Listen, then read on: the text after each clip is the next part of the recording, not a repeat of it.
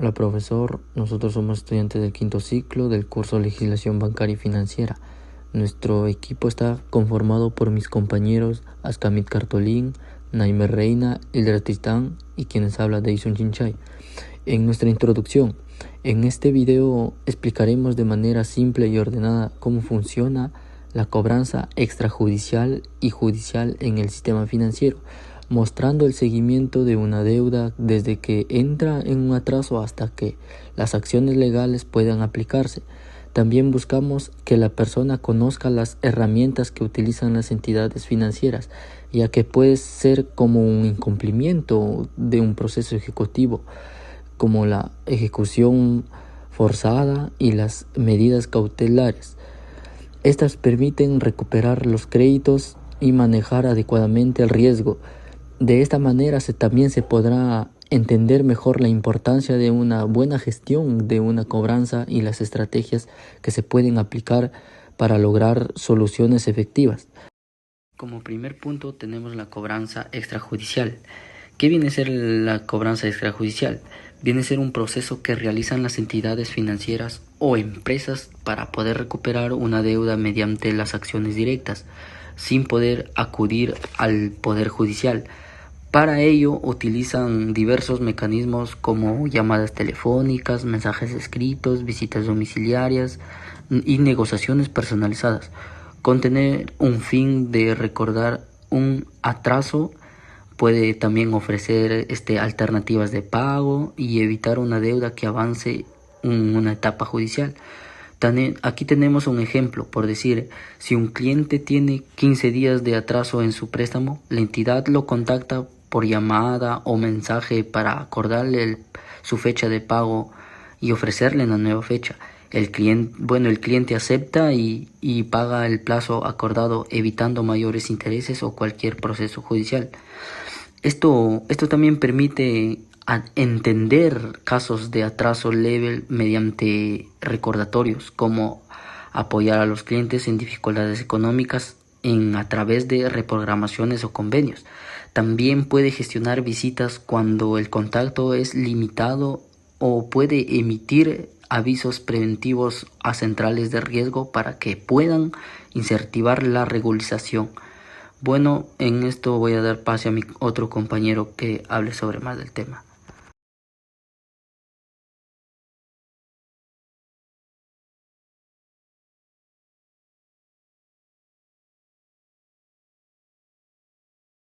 Hoy voy a explicarles de manera clara y precisa la diferencia entre ejecución extrajudicial.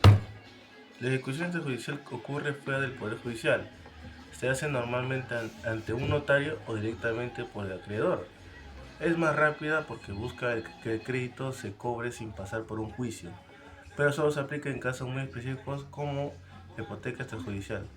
En cambio, la ejecución judicial, también llamada proceso ejecutivo, se necesita la intervención de un juez, ya que se basa en un documento que tiene fuerza legal llamado título ejecutivo y permite que el juez ordene medidas como embargos o remates de bienes. Es más segura porque está bajo el control del Poder Judicial. El marco legal. En el Perú, la ejecución extrajudicial se apoya en varias normas. Primero, el Código Civil de 1984, que permite pactar cláusulas para ejecutar directamente una garantía como una hipoteca. La Ley 26702, que es la Ley General del Sistema Financiero y Seguros, ya que esta ley introduce la hipoteca extrajudicial y autoriza a los bancos a vender el bien hipotecado con la ayuda de un notario, sin necesidad de juicio. El Código Procesal de Civil de 1992, que regula los procesos judiciales, pero reconoce que también existen vías extrajudiciales. Finalmente, las normas notarias registradas, que exigen que la venta se inscriba en el registro de propiedad y que un notario de fe del acto. Concepto de incumplimiento. El incumplimiento significa que el deudor no cumple con lo que debía hacer. Puede ser que no pague nada o que pague solo una parte.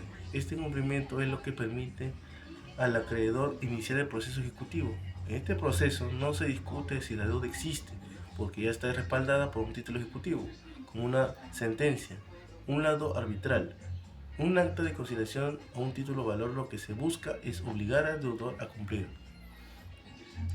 tenemos las etapas. El proceso ejecutivo tiene pasos muy claros. Primero, la demanda ejecutiva, donde el acreedor presenta su título. Segundo, el mandato ejecutivo, en el que el juez ordena al deudor cumplir un plazo corto, normalmente 3 días. Tercero, la contradicción, que es la oportunidad del deudor de oponerse, pero solo con argumentos limitados, como que ya pagó, que el título es nulo o que la deuda prescribió. La resolución de esa contradicción, si el juez lo rechaza, el mandato queda firme. Y la ejecución forzada, que puede incluir embargo, remate o adjudicación de bienes, pagar la deuda. Y finalmente, conclusión del proceso, cuando el acreedor recibe lo que se le debía. En resumen, lo que podemos acabar, la ejecución extrajudicial es más rápida, pero solo se aplica en casos concretos, mientras que la judicial ofrece seguridad y fuerza del Estado. En el cumplimiento es lo que activa el proceso ejecutivo, y esto se desarrolla en etapas ordenadas, para asegurar que el acreedor reciba lo que le corresponde. Ya vieja, ya, ¿qué estás haciendo?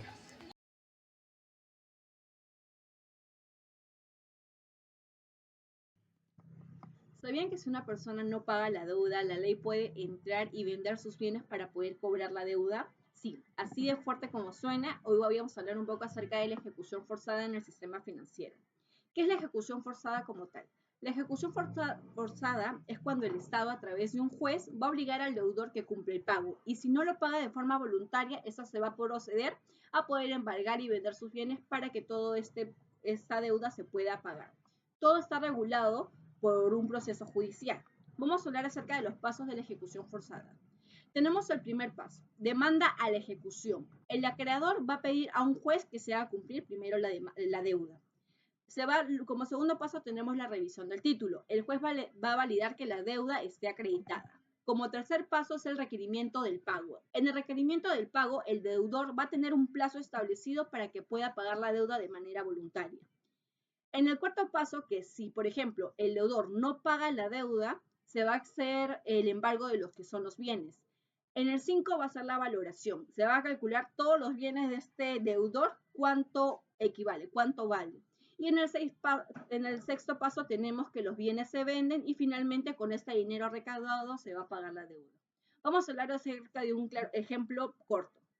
Si yo, por ejemplo, Hilda, tengo un préstamo bancario, pero dejo de pagar por meses, el banco va a entablar lo que es una demanda ante un juez. El juez va a confirmar la deuda y me van a dar un plazo a mí para poder pagar esta deuda. Si yo no cumplo el plazo establecido para poder pagar la deuda, entonces, ¿qué va a hacer el banco? Va a ordenar que se embargue, por ejemplo, yo tengo mi camioneta a mi nombre y se van a embargar mi camioneta. Esta camioneta se va a valorar, se va a vender en un remate y con este dinero se va a cubrir lo que es la deuda que yo tengo ante el banco. Para poder concluir, podemos tener en cuenta que la ejecución forzada no es un castigo como tal, sino que es la última herramienta para poder asegurar que el acreedor reciba lo que le corresponde. Por eso es muy importante conocer este proceso para el sistema financiero. Les voy a hablar acerca de la conclusión del proceso y la medida cautelar. La conclusión del proceso se da en la etapa ejecutoria, es decir, por ejemplo, cuando el cliente cancela. Cuando el cliente cancela su crédito, el banco solicita al Poder Judicial, mediante un estudio de abogados, de que se dé la conclusión del proceso, y es más, a veces hasta el archivo definitivo. El juez hay que indicarle por qué motivo, por ejemplo, por la cancelación, por la captura de la unidad o cualquier motivo que defina la conclusión de este proceso. Este proceso, ¿dónde lo vamos a poder revisar? Lo vamos a poder revisar de manera judicial aquí, que es la página del Poder Judicial. En la página del Poder Judicial se coloca el número de expediente y vamos a poder revisar el avance de estos temas.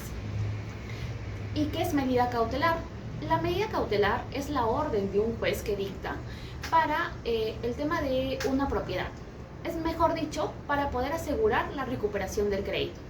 Por ejemplo, yo tengo una deuda y no deseo pagar, avanzan con la medida judicial y me traban un embargo de manera cautelar o una inscripción. ¿Qué quiere decir eso? Si yo tengo una propiedad, me indican, Naime, tienes una inscripción por 50.000 soles sobre mi propiedad. Es decir, cuando yo deseo venderla, no voy a poder hacer sin antes haber solucionado con el banco o la entidad financiera donde tenga la deuda. Por otro lado, vamos a informar o vamos a explicarle acerca también de las conclusiones.